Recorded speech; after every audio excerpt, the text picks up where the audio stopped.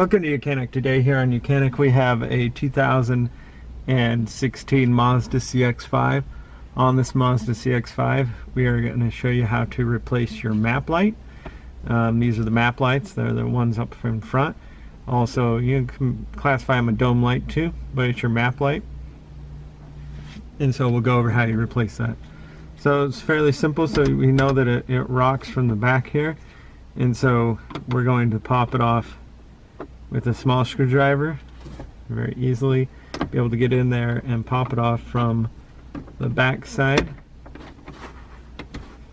and be able to pull this cover out. We got these big tabs on here, that's why you do it from this side, right? And then you'll be able to just pull this tab here,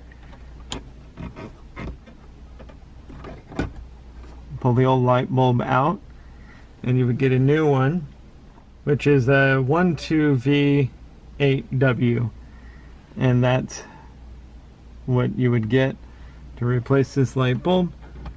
And then just push in the front tab here first and then just snap that up into place, and then we will put this on in the reverse of putting the front, well, the face be the back facing toward you, and then just snap the back up into place and double check that it works.